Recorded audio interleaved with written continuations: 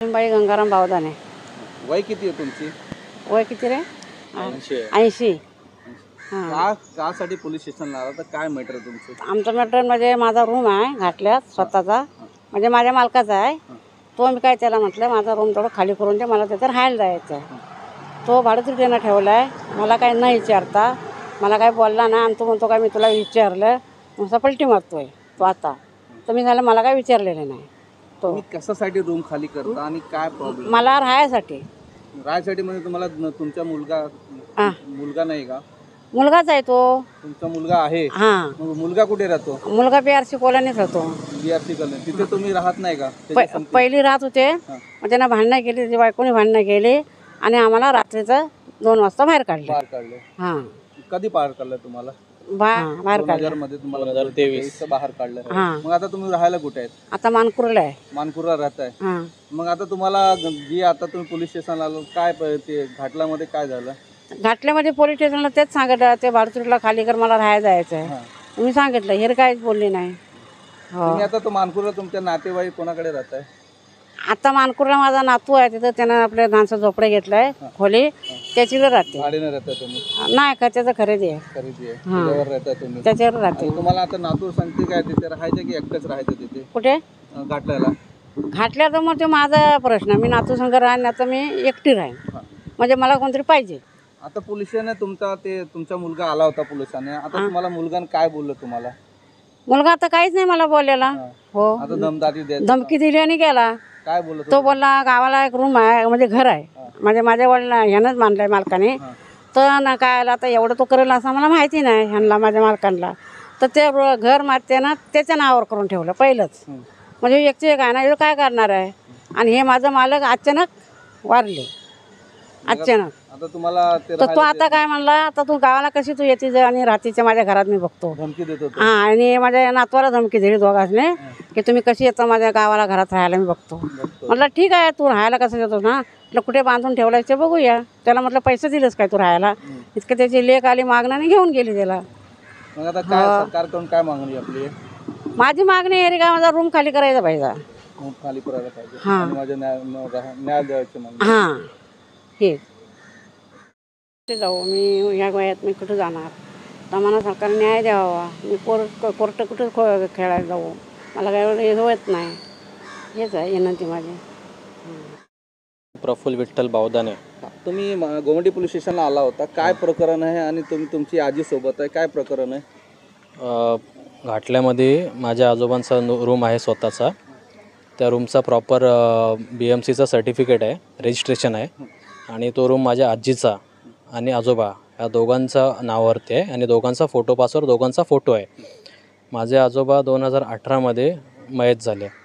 मयत झाल्यानंतर पूर्णपणे अधिकार माझ्या आजीचा आहे, म्हणजे लक्ष्मीबाई गंगाराम बावदाने. माझ्या वडील म्हणजे विठ्ठल गंगाराम बावदाने यांनी काय केलं आहे, तिथे भाडोत्री बेकायदेशीरपणा तिथे त्यांच्या स्वतःच्या नावाने ॲग्रीमेंट करून तिथे भाडोत्री ठेवलं आहे आणि तिकडचं भाडंही ते खात आहेत. तर आता विषय असा आहे की माझ्या वडिलांनी माझ्या आजीला आणि आम्हाला रात्रीचं अचानक रात्री 1-2 वाजता बाहेर काढलं भांडण करून. तर जेव्हा आम्हाला भांडण करून बाहेर काढलं तेव्हा माझी आजी सरळ त्यांना बोलली की माझा जे रूम आहे हक्काचा माझ्या मालकाचा, तो मला तू खाली करून दे, मी तिथे जाऊन राहते. तर ते बोलले नाही, तो तुला खाली करून देणार नाही. मग आम्ही इकडं तिकडं महिनाभर कोणाकोणाच्या घरी राहत होतो इकडे तिकडे. नंतर मी काय ना काय अरेंजमेंट करून एक रूम बघितला रेंटवरती. मग पनवेलमध्ये तळोजा येथे आम्ही रेंटवरती रूममध्ये राहायला गेलो. त्याच्यानंतर आजीने माझ्या वडिलांना सांगितलं फोन करून, तो मला तो रूम खाली करून दे. प्रत्यक्ष तो भाडोत्री म्हणजे लवू पटकारे याच्याकडे पण जाऊन सांगितलं, बाबा माझ्या मुलांनी मला असं बाहेर काढलं आहे, आता हाच माझा एकमेव रूम आहे माझ्या हक्काचा, तिथे मला राहायला द्या. तर तेव्हा तो ॲग्री झाला की हां मी तुम्हाला खाली करून देतो, मला थोडंसं तुम्ही मुदत द्या 10-15 दिवसाची. मग आजी बोलली ठीक आहे चालेल. मग 10-15 दिवसानंतर आजी परत पुन्हा त्याच्याकडे गेली आणि बोलली, बाबा तू खाली करून देतो बोललायस, मग काय केलंस का खाली? तेव्हा त्यांनी सरळ पलटी खाल्ली की मी तुम्हाला खाली करून देणार नाही, हे ॲग्रीमेंट तुम्ही बनवलं नाही, तुमच्या मुलांनी बनवलं आहे, तुमचा मुलगा जर मला बोलला तर मी खाली करून देणार. तर असं नंतर तोही वाद घालायला लागला. त्याने तिकडे शिव्यागाळ केले, तिकडे त्यांनी जा म्हणून सांगितलं, इथे परत येऊ नको. त्यानंतर आम्ही रितसर वकिलामार्फत त्यांना आम्ही नोटीस पाठवलं. या 2 वर्षामध्ये दोन वेळा नोटीस पाठवलं. नोटीस पाठवूनही म्हणजे वडिलांना म्हणजे विठ्ठल गंगाराम बावधने ह्यांनाही पाठवलं आणि भाडेकरू म्हणजे लहू पटकरे ह्यांनाही पाठवलं. पण तरीही त्या नोटीसचं त्यांनी काही दाद घेतली नाही आणि शेवटी त्यांचा हट्टीपणाने त्यांनी रूम काय खाली केला नाही. मग शेवटी आज आम्ही तिकडे गेलो पुन्हा आजीला घेऊन. आजी बोलली मला तिथे जायचं आहे, तू चल माझ्यासोबत. मी बोललो ठीक आहे.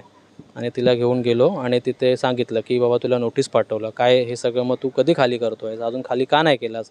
तर त्यांनी सरळ बोलले मी खाली करणार नाही. तिथे आरेरावीची भाषा करायला लागला.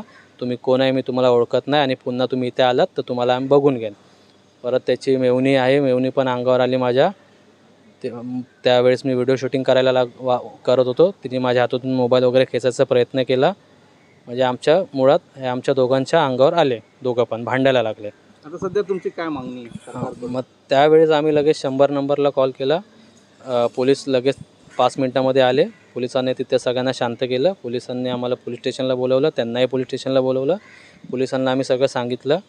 तर आता पोलीस तर बोलले की रूम खाली करून देणं वगैरे हे आमच्या हातात नाही आहे, आम्ही नाही करू शकत.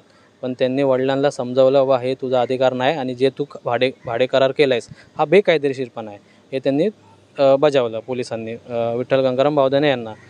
आणि आम्हाला सांगितलं की तुम्ही कोर्टाचे मदत घ्या या प्रकरणामध्ये. सध्या तर तुमची मागणी काय आता आहे? आमची मागणी सध्या एवढीच आहे की आता हा विषय जर माझा असता तर ठीक आहे, मी आज तरुण मुलगा आहे, शिकलेला आहे, मी कोर्टाची पायरी चढेन, पोलीस स्टेशनला जाईन, हे सगळं मी करेन. पण हा विषय माझ्या आजीचा आहे. माझ्या आजीचा 80 वय आहे.